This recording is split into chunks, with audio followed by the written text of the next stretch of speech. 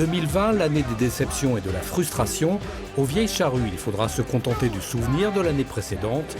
Céline Dion ne viendra pas, les billets de son concert s'étaient pourtant vendus en 9 petites minutes.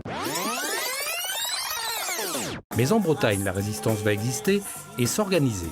Fais pas de bisous, fais pas de câlins du tout, lave-toi les mains et tu sortiras de... Enfermé dans son studio, sans public ni musicien, le Rennais Édouard Leys lance sur le web quelques phrases musicales depuis son piano, comme une bouteille à la mer collaborative.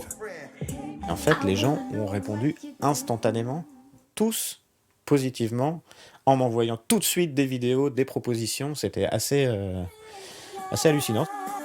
Un gros succès sur les réseaux qui va d'ailleurs lancer une mode durable, tout style confondu. Coronavirus. Et c'est tout le monde du spectacle qui tente d'inventer de nouveaux modes.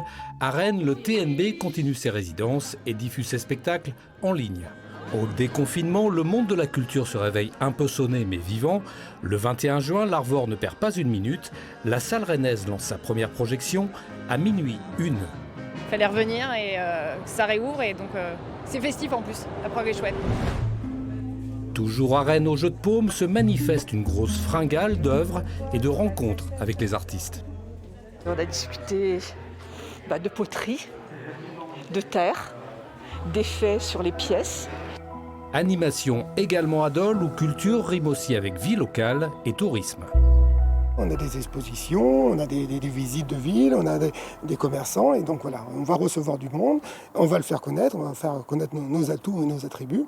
Mais voilà, par contre, on n'annule pas tout, on fait des choses, et on va avoir un été très actif.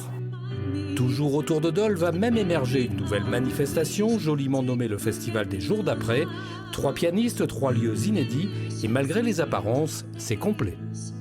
En réunissant des forces telles que des lieux touristiques, des artistes, etc., on a pu faire émerger rapidement un projet qui soutenait chacun des acteurs et chacun des acteurs soutenait les autres acteurs.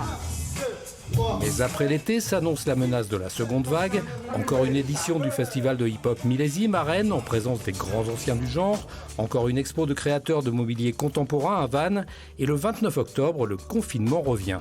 La veille dans cette librairie rennaise, c'était la foule, anxieuse de manquer de ce produit essentiel, le livre. Le mot de la fin de cet étrange 2020 revient peut-être à Emmanuel Rosé. À l'automne, l'auteur rennais publiait le 2e volume de sa BD à succès. Faut pas prendre les cons pour des gens. On prend des faits de société, tout ce qui nous dérange, et puis on pousse la logique jusqu'au bout pour que ça devienne complètement absurde, et justement que l'absurde vienne démonter les choses qu'on n'aime pas. Une absurdité qui permet au moins de sourire au terme d'une année bien difficile. Le spectacle vivant, l'édition, la culture auront souffert, en Bretagne comme partout.